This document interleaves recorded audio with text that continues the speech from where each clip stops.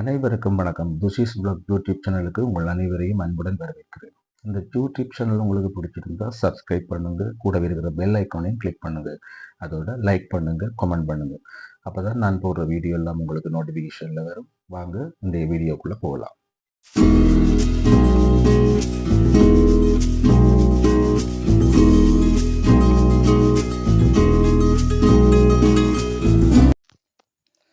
அதாவது game of Thrones என்ற TV தொடர் வந்து உங்களுக்கு தெரிஞ்சிருக்கும். இது உலக புகழ் பெற்றது. இதில் வந்த ஒரு உயிரினம் தான் வந்து இந்த டயர் வோல்ஃப்ன்றது. சினிமாக்காரங்க வந்து சிஜியில் உருவாக்கின இந்த உயிரினத்தை விஞ்ஞானிகள் மீண்டும் பூமிக்கு கொண்டு வந்திருக்கிறாங்க. அதில் ஆரம்பமாக இருக்குது இந்த டயர் வோல்ஃப் என்ற இந்த பயங்கரமான உயிரினத்தை வந்து மீண்டும் அறிவியலாளர்கள் உருவாக்குறதுக்கு அடிப்படை காரணமாக இதுதான் அமைஞ்சிருக்கு. இந்த டயர் வோல்ஃப்ன்ற இந்த ஓநாயை உருவாக்குறதுக்கு வந்து சாம்பல் ஓநாயின் செல்களை அந்த மரபணு பகுப்பாய்வு மேற்கொண்டு அதன் மூலம் கிடைச்ச தகவல்களைத்தான் அறிவியலாளர்கள் பயன்படுத்தியிருக்கிறாங்க. இதில் கிட்டத்தட்ட அழிந்து போன சாம்பல் ஓநாயின் முன்னோரான டயர் ஓநாய் தோற்றத்தில் வந்து இந்த கலப்பின ஓநாய்கள் பிறந்திருக்கு.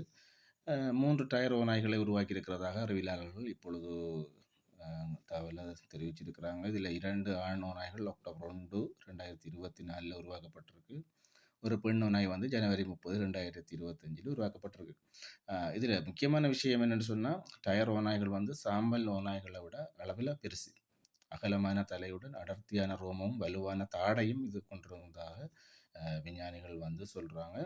ஒரு காலத்தில் மிகப்பெரிய வேட்டையாடிகளாக இது வட அமெரிக்கா முழுவதும் சுற்றி திரிஞ்சிருக்கு. இப்போது இருக்கும் ஓநாய்களை போல் இல்லாமல் அளவில் மிகப்பெரிய காட்டெருமைகள், குதிரைகள், ஏன் மாமூத் யானைகளை கூட இது வேட்டையாடி இருக்குது என்று சொன்னால் நீங்கள் நம்புவீங்களா? அதுதான் இதில் உண்மையான விஷயம், சுவாரஸ்யமான விஷயம். இந்த ஓனாக்கி டயர் வோல்ஃபண்டேர்னு பேர் வந்ததுன்னு சொன்னால், டயர் என்ற வார்த்தை வந்து மிக பயங்கரமான என்ற ஒரு அர்த்தத்தை குறிக்குது. அதாவது இது மிக பயங்கரமான ஒரு வேட்டையாடும் மிருகம் என்ற அர்த்தத்தில் தான் டயர் வோல்ஃபண்டு இந்த ஓநாய் வந்து அழைக்கப்படுது.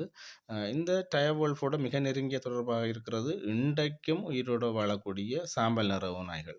அதனால் இந்த சாம்பல் நிற ஓநாய்கள டிஎன்ஏயை பயன்படுத்தி தான் வந்து குளோனிங் மற்றும் மரபணு மாற்றம் தொழில்நுட்பத்தின் மூலம் இந்த சாம்பல் நிற ஓநாயின் ஜீன்களை மாற்றம் செய்து இந்த டயர் வோல்ஃப் என்ற இந்த உயிரினத்தை வந்து வெற்றிகரமாக உருவாக்கி இருக்கிறதாக வந்து அறிவியலாளர்கள் வந்து தெரிவித்திருக்கிறார்கள்.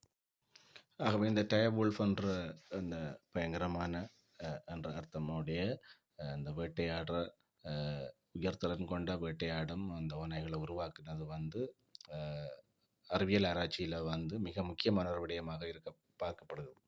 ஏன்னு சொன்னால் 12,000 11,500 ஆண்டுகளுக்கு முதல் அழிஞ்சு போன ஒரு உயிரினத்தை விஞ்ஞானிகள் வெற்றிகரமாக வந்து மீளுருவாக்கம் செய்திருக்கிறது வந்து எதிர்வரும் காலங்களிலும் இதுபோன்று எங்கள் இந்த உலகத்திலே வாழ்ந்து அழிந்து போன உயிரினங்களை வந்து உருவாக்குறதுக்கு ஆன ஒரு முதல் படியாக இது இருக்கும் என்று தான் விஞ்ஞானிகள் வந்து நம்புகிறாங்க.